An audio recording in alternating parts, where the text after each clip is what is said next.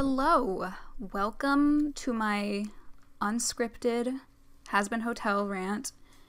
I'm currently bedridden, and yeah, I'm one of those people that, like, after I consume content, I do look at fucking X reaction, X review to see what other people think about it, and I've been pretty surprised to see, like, how overall positive the reception to Hazbin Hotel has been. Not on Twitter.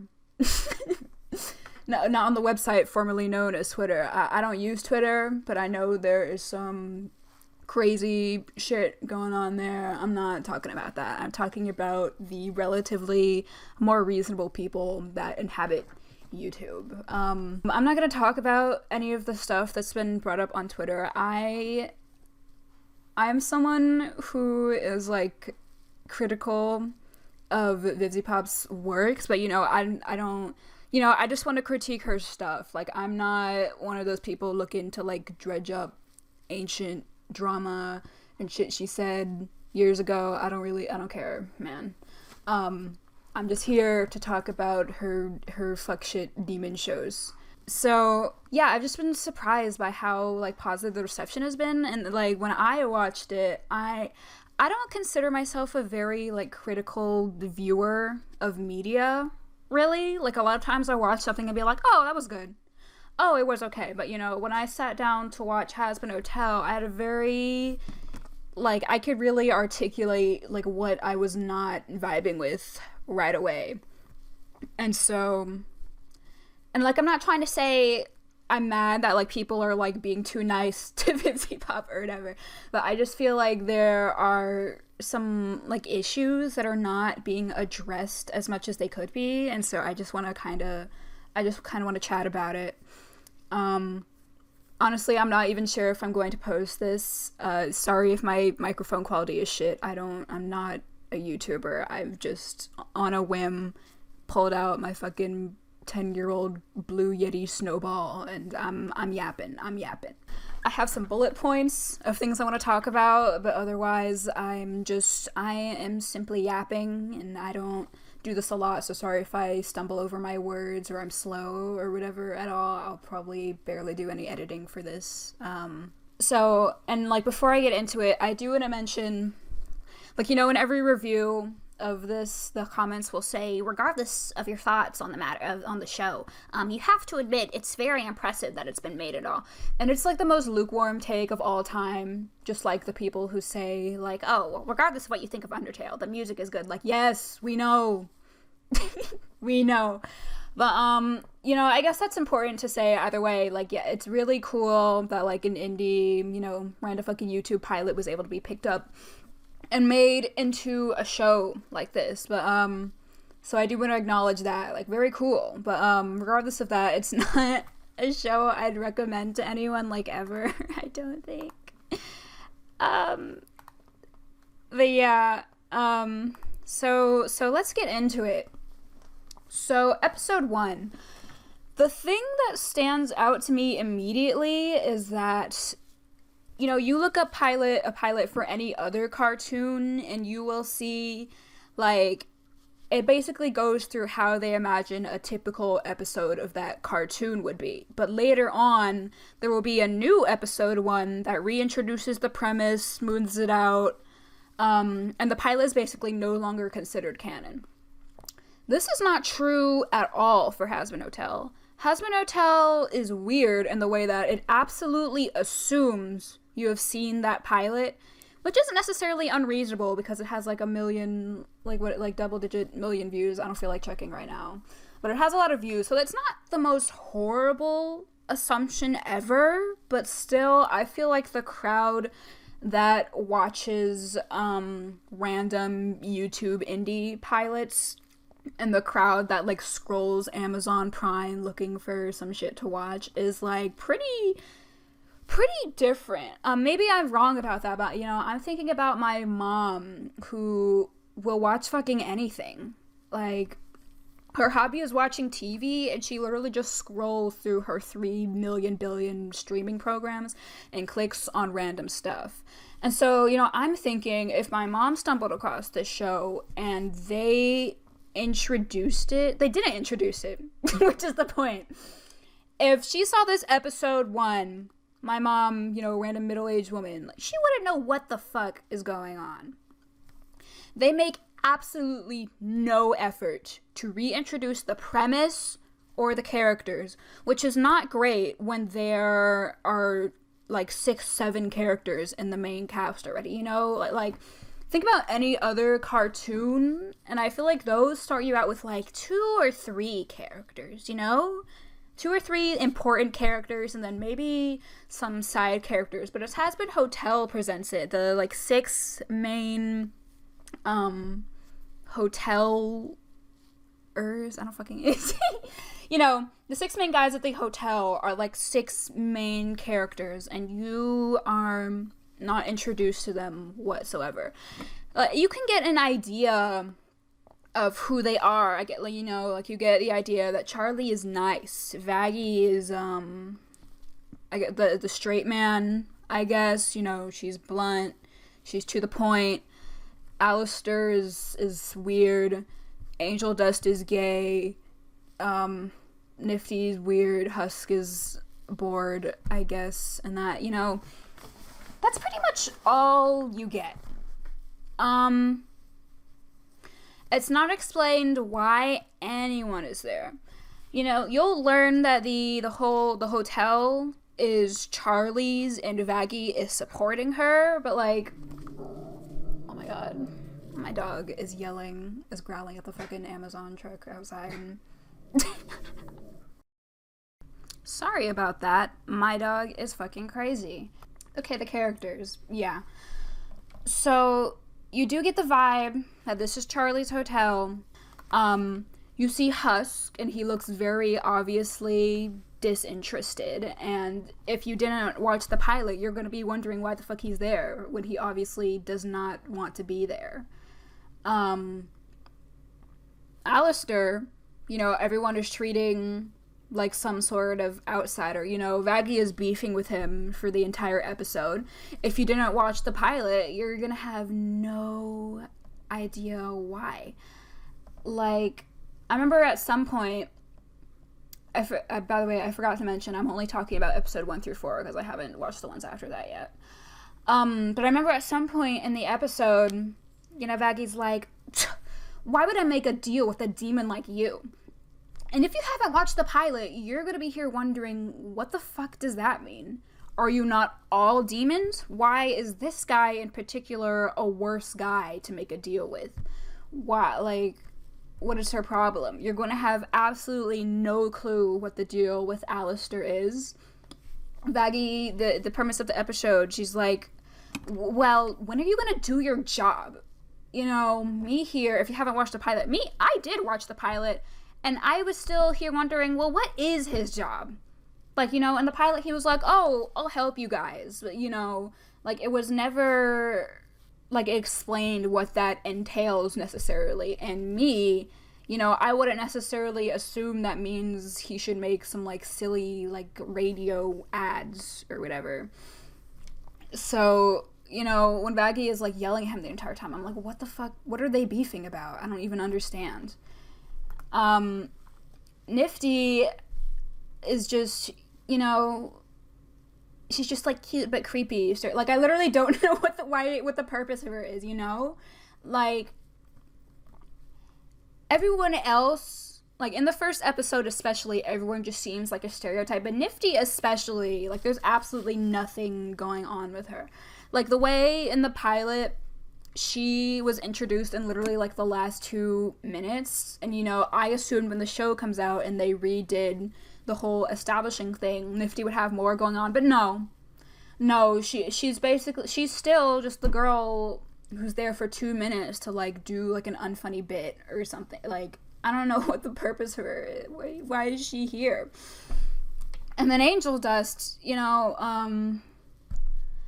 at some point Charlie's like, oh, we can finally get real fucking hotel people to stay at the hotel. And then Angel's like, well, what the fuck am I then? If you haven't watched the pilot, you won't even necessarily know that he isn't staff like everyone else there. You wouldn't know because they don't tell you. You just think there's this random, horny spider in the cast for absolutely no reason, and it just does not explain it whatsoever. The premise is not explained.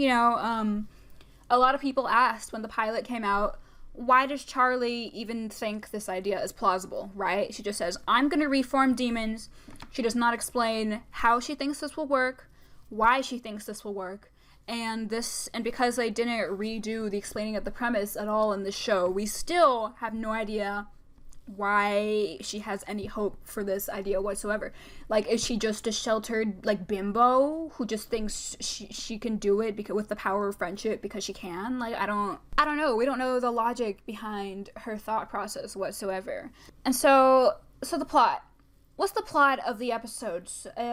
So we get some, like, uninteresting and, like, kind of poorly written, in my opinion, banter between the characters. It's a lot of, like, Angel Dust just, like, being horny, and Huska's like, ugh, and then they just yap, and, like, Vaggy's mad at Alistair, whatever. And Charlie gets summoned to, like, have a talk with an angel, and so she goes and speaks with Adam, and the scene is just, I think there's supposed to be, a juxtaposition here between what we expect an angel to act like and what Adam actually acts like. But because there's, like, no setup for this scene whatsoever, there's, like, no reason for the juxtaposition to be taking place, Like, this guy is here, and VivziePop literally does have y'all been seeing the, like, X if it was written by VivziePop memes? She literally does it herself. He just says, like, fuck, shit, dick, I'm the original dick, for, like, it's such a painfully long scene. And, I feel like the audience is supposed to be shocked, because, oh my goodness, this is an angel with such foul language. But because everyone in the VivziePop universe talks like this, it just seems like another fucking guy. Like, I don't care. Like, I'm just, like, waiting for him to shut the fuck up the entire time. It's not funny, like, whatsoever. And you're just sitting there, like, waiting for the scene to end. And then, like, it flashes between this, which is the A plot, and the B plot, and then it just keeps going on and on. And then, speaking of that, the B plot, quote unquote, is literally just, like, uninteresting banter between the guys still at the hotel. Like, literally, like, I wouldn't even call it a plot, really. It's just, like, the thing that they flash back to on occasion for, like, no reason, because it's not interesting whatsoever. And then, so Charlie's trying to talk to this guy about her plan, and he's basically just saying, fuck you, like, I don't give a shit. And then they sing, and this is the one thing that I will give them. I think the song, I haven't listened to a single song where I was like, ugh, ew, boo, like, I think all of the songs I've heard so far have ranged from fine to good. Like, I fuck with it. But, everything that came before that scene was just, ugh. It was just, ugh. And in the process, like, the premise completely dies in episode 1. Like I said earlier, we don't know why Charlie thinks it's even plausible to redeem demons. And if literally the representative of heaven is like, yeah, no, then why does she think it's possible? There's absolutely, so what is this entire show going to be about? The premise that's being pitched, thus the name is Hazbin Hotel. We think it's about the hotel redeeming demons, but Adam just straight up tells us in episode 1, yeah, not gonna happen. We hate y'all. And it's like, so what are we here for? What are we here for? And then there's this whole thing suddenly brought up about, like, someone managing to kill an angel. Like, that's, I don't know. like, I guess that's supposed to be a big deal, but when nothing has been explained about this universe so far, except for some lore involving, like, Lucifer, it's like, okay, like, you know, it's episode 1. None of the characters have been established. The setting really hasn't been established that much, you know? So you're basically just meant to go off your own assumptions of how you think heaven and hell might operate. And so because none of the rules have really been set up, when, like, this big twist of someone managed to kill an angel is revealed, it's kind of just like, okay, all right. like, I really just came out of episode 1 scratching my head. I watched this with 2 of my friends too. One of them, we have been ranting about Helva Boss together for like ages. One of them was completely blind to any Vivzy Pop thing. So me and my friend who have watched all this stuff and knows about this stuff, we're trying to put ourselves in the shoes of someone who's never watched any of this ever, and in our opinion, we would be so damn confused if we've never watched the pilot. Even having watched the pilot, we were confused on some stuff because, you know, I think I'm like the average Vivzy Pop, I'm not gonna say fan, but like consumer, in that I've watched all of her Hell of a Boss episodes, and I've watched the Hazbin pilot and like a few reviews on the subject, but I'm not one of the like crazy insane fans who like have read every comic, follow every single scrap she puts on her Twitter, know all of the tidbits and lore, all of the characters' past designs and history. Like, did you know Angel Dust used to have a brother? And like follows a Lamau. Did you know this? It has been Hotel, and it's like the most in Hell of a Boss, and it's just like the most obvious thing of all time. I'm sorry. Tangent. But you know, I'm not someone who is going to have like a whole bunch of supplemental content on the Vivzy Pop universe to aid my watch in this. So, you know, I try to put my shoes into someone who just scrolling Amazon Prime, clicked on this, and I would have absolutely no clue what is going on whatsoever. It's like, my friend who hasn't watched any of this stuff, she was just confused the entire time.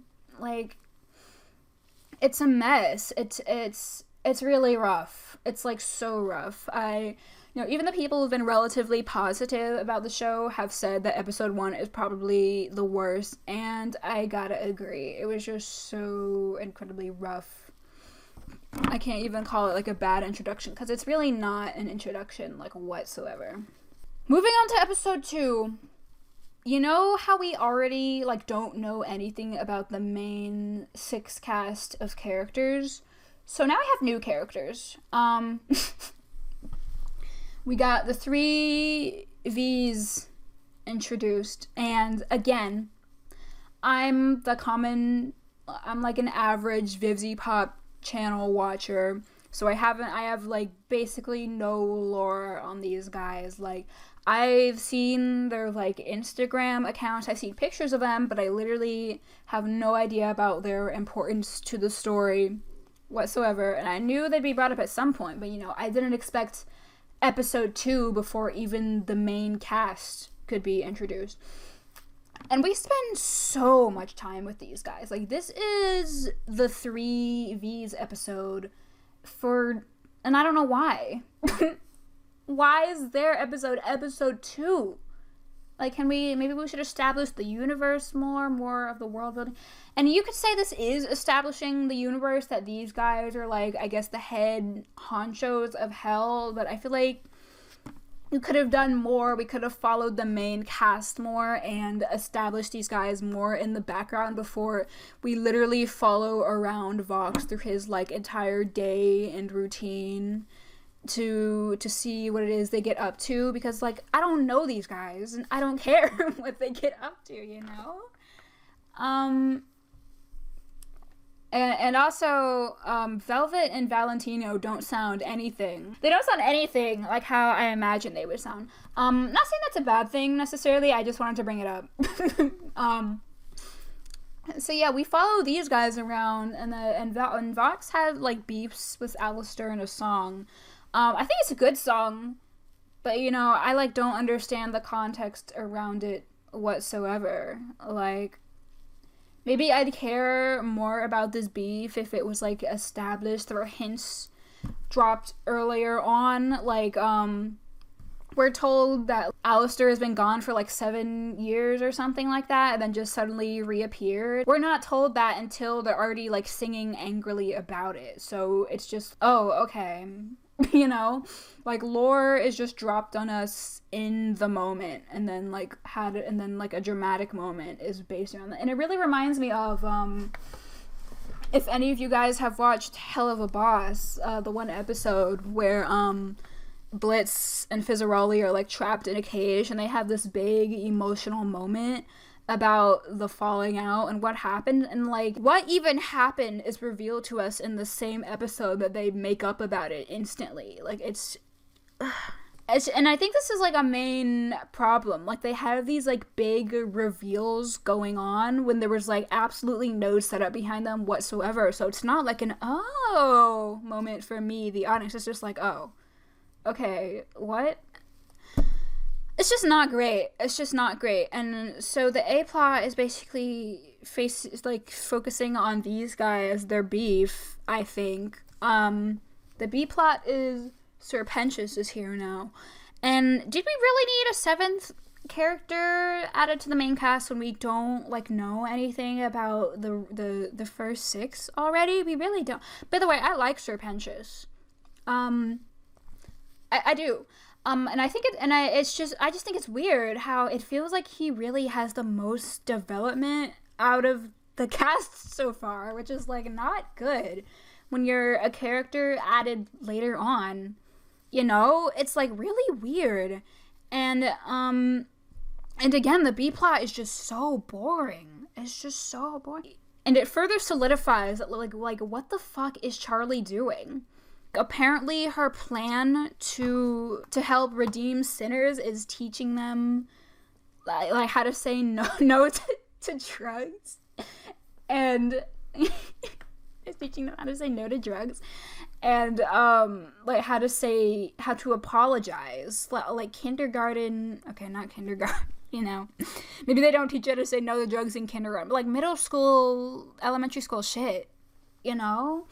If the premise was presented to us as, oh, this is like a ditzy kind of bimbo girly who has these like big dreams about her idea but like doesn't actually know how the fuck to do anything. We see in the first episode too, like she's just showing Adam like little doodles of like her ideas, and it's like, so what's the big idea, girly? And if it was presented like that early on and they treat it as seriously as that's deserved, I guess maybe I'd be more on board. But for the premise that's literally the title of the show, it's so non-serious, and I don't know why we're supposed to care at this point in time. I think the whole thing with Adam, where he's like, instead of coming back next year, we're actually gonna come back in 6 months, is like supposed to set up like a deadline for Charlie. But why is the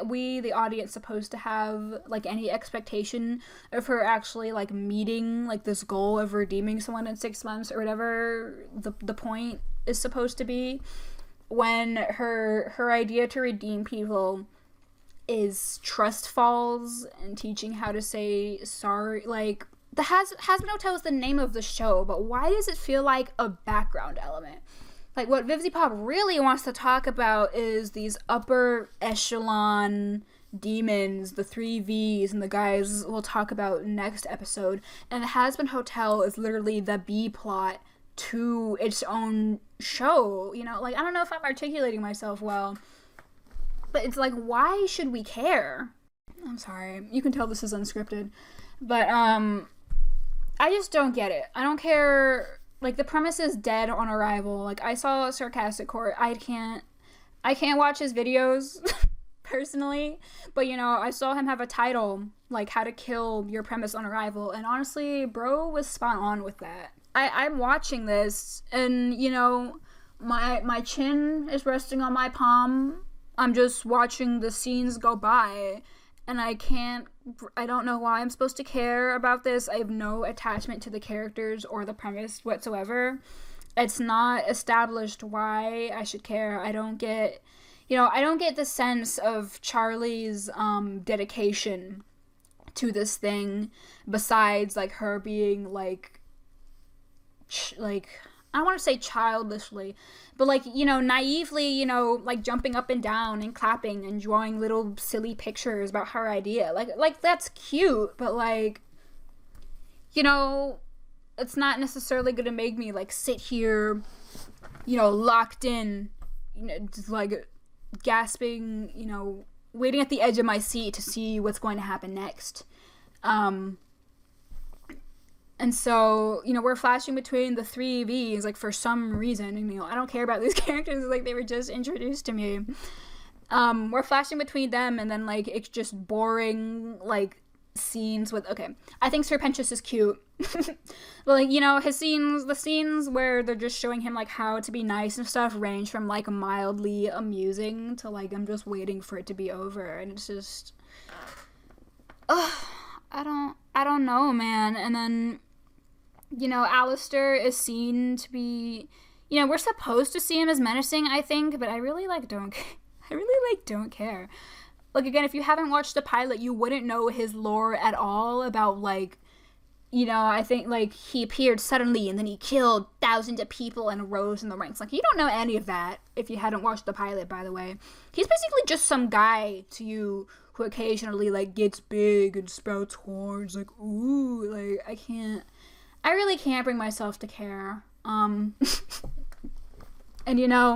like, always smiling, like, sharp-toothed the guy who's, like, menacing is, like, such a trope on the internet at this point. Like, he's lacking the Tumblr sexy man energy that I think he's supposed to have. Like, I'm not necessarily saying he's a bad character, but there's something about his scenes where he's, like, supposed to be menacing is just not working for me. He's no Bill Cipher.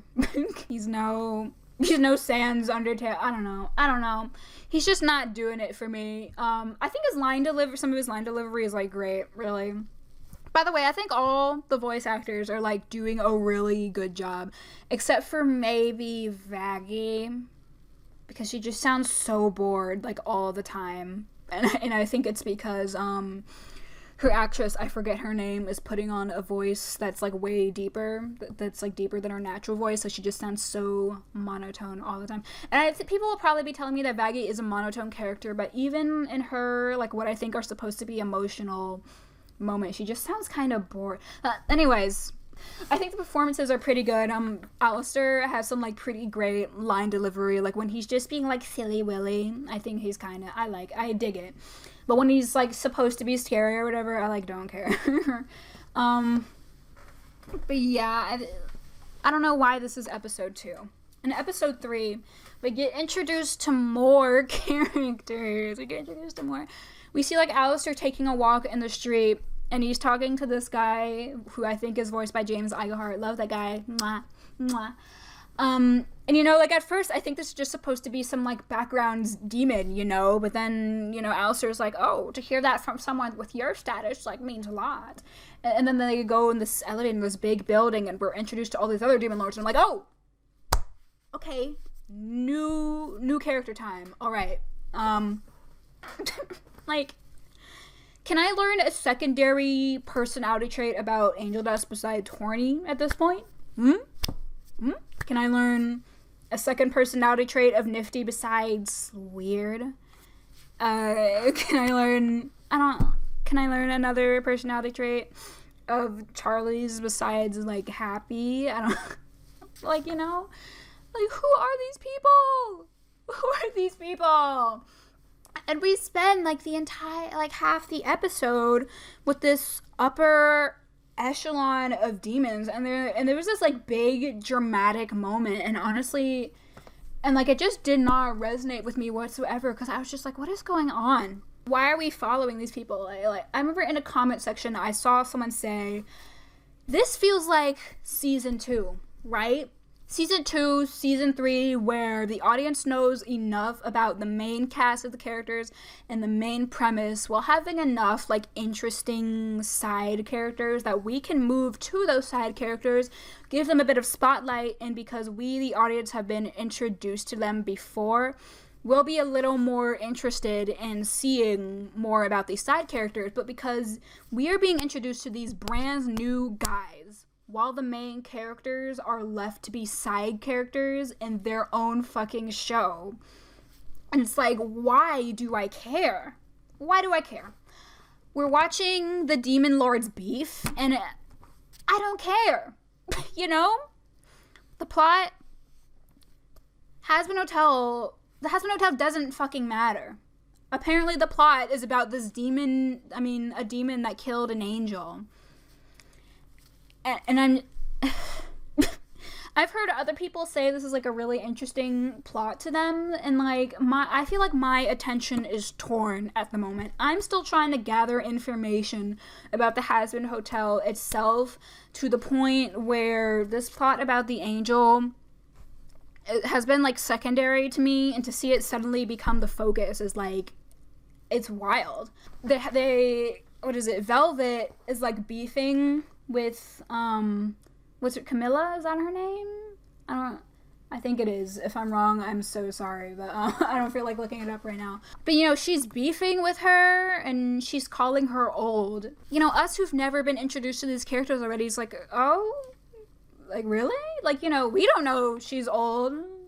You know, like, obviously we'd assume these demons are like thousands of years old or whatever, but you know, especially Velvet, who to me sounds like a 50-year-old like English woman, like working at the convenience store. Her constantly calling this other woman old, it's like, what is happening? You know, and to the point where she like gets up on the table and starts yelling at her, and then Camilla just breaks in the song instantly in such a jarring transition. It's a good song, by the way, but you know, it just like spooked me a little, is all I'm saying, like the transition. And she has this like dramatic musical number, and apparently like she's the one who killed the angel, and like I honestly don't care. I don't care because I don't know who she is, and this plot just feels completely disconnected from what I thought the pilot was telling us the main premise of Hazbin Hotel would be. I've heard someone bring up that it would connect the story in a way if maybe the one who killed the angel had been Vaggie or Angel Dust or just any of the main characters. But we're introduced to this new girly and told she is the one who did this apparently dramatic thing in the series, and it's like, I don't care. I really don't care. I really don't. And she sings about it. And so the B plot is that there's actually a B plot, unlike episode 1 where it's just like lame cringe banter. I mean, a lot of it is lame cringe banter once again, but there's a little B plot supposed to be going on of Vaggie feeling like she doesn't help with the hotel. All her like lessons or whatever like fail or whatever, she feels like she messes things up, and it just completely takes a back seat to the plot, which is the Demon Lords fighting, which it shouldn't be doing when Vaggie is in our main cast of characters. She should be front and center right now, but she's really not. Her issue like doesn't feel like well explored whatsoever. And then she's suddenly having a duet with this woman that she's probably like absolutely never met, who we, the audience, just met. They're having a duet. I don't know. It's a good song, I will say. You know, Vaggie's visuals, great. Camilla's visuals, she's just like singing in a room, and we see like zoom ins on her face. It's just so weird. It's so weird. And then Vaggie sings this big song, and then her plot is resolved in the most like uninteresting way. Afterwards, it's revealed that her methods actually did help, you know, so you know she shouldn't feel bad anymore. And because we are focusing on these demon lords that we've never heard of, the development that the main cast has apparently gone through is completely off screen in episode 3, guys. You know, we're new to these characters. I think it would be good to see, you know, how they actually get along, you know, outside of, like, Angel flirting with Husk and Nifty, like, being a one-note, like, weirdo girl. You know, like, I think that would have been nice to, you know, see them interact outside of that. But no, they have off-screen development. You know, all they've done in the first 3 episodes is, like, harass each other, and then, you know, at the end of this episode, they come back laughing, having a good time, joking with each other. I would have loved to see that. I don't think I actually would, because based on the banter I've seen from the writing team so far, I think it would be incredibly boring and lamely written, but I'm sorry. I don't want to be like, I'm not trying to be, like, super mean, really, but, you know, like, in theory, show don't tell. You know, it's crazy to have the off-screen development be from the main cast while we're focusing on these goobers we have never heard of and just met. And so finally, in episode 4, we depart running all over hell to take a look at these characters we have never heard of, never met, and we finally hone in on our main cast.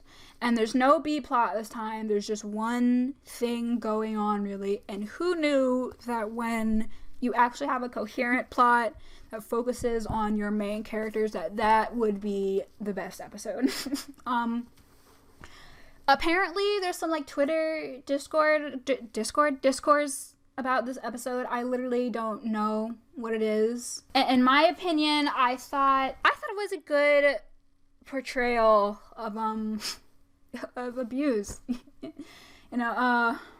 God, probably no one will see this video, but, you know, for what Vivzy Pop was going for, or in the writing team, I think this was a good episode.